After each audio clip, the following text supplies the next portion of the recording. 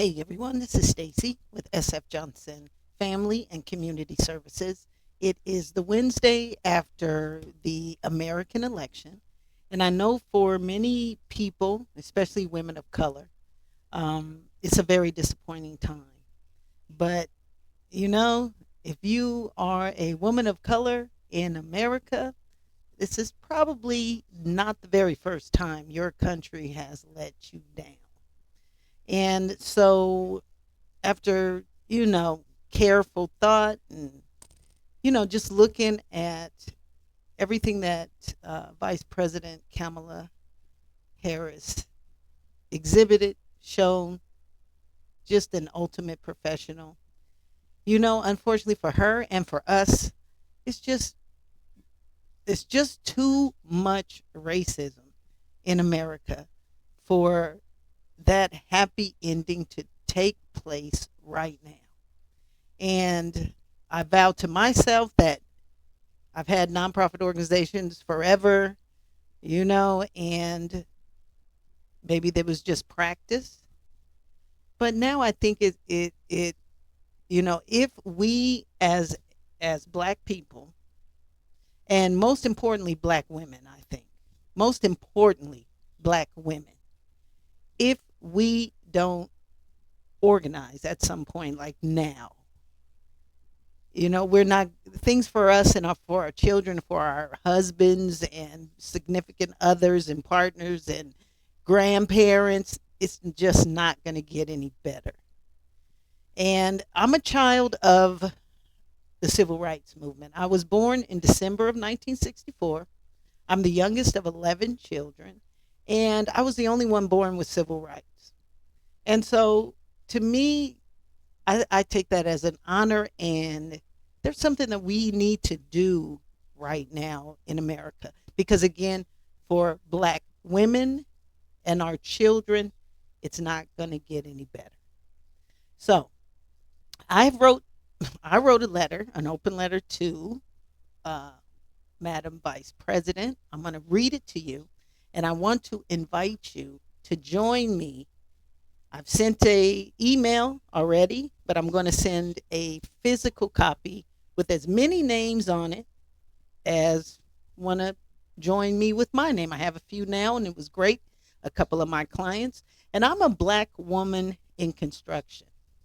That's a rare thing in itself. And I have clients that are black women in construction. And so there are a lot of things that we can do right here, right now for our people today. And so this letter is just a letter to the vice president, making a simple request. And if you want to join me, you want to add your name to this, just send me a email at director at sfjfamilyservices.org.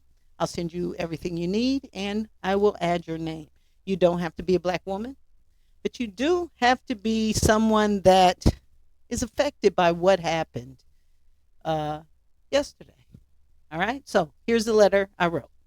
Dear Madam Vice President, as a black woman across this, as black women across this nation, we write to you with admiration and an overwhelming sense of pride. Your work, your strength, and your resilience have inspired us in countless ways.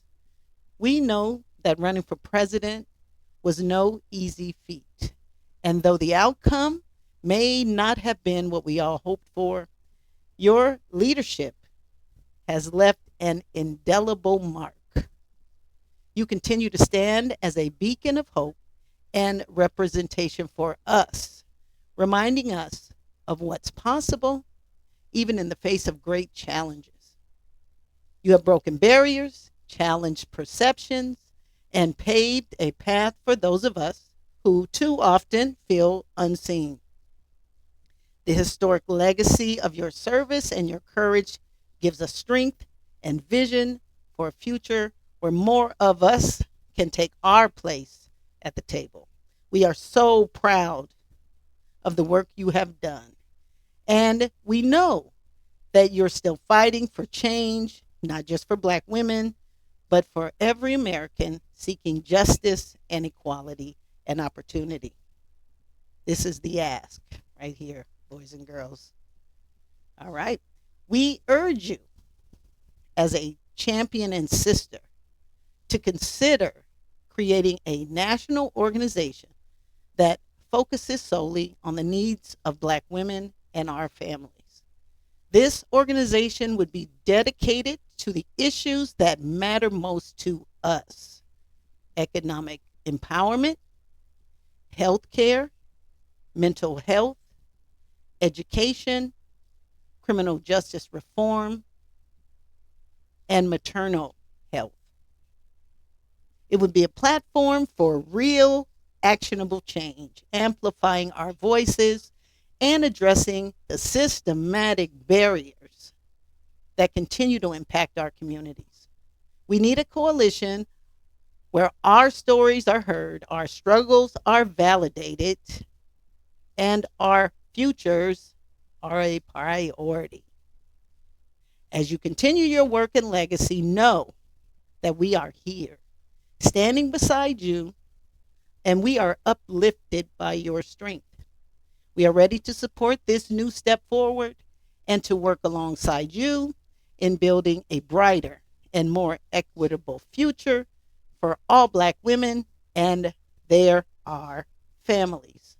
Your journey, though marked by challenges, is also marked by resilience, a resilience that inspires all of us. Thank you for showing us your power and perseverance. Thank you for being our voice in places where we have too often gone unheard. And thank you for being a leader who will continue to make history. Together, let's create a legacy of empowerment and change for generations to come. Hold on.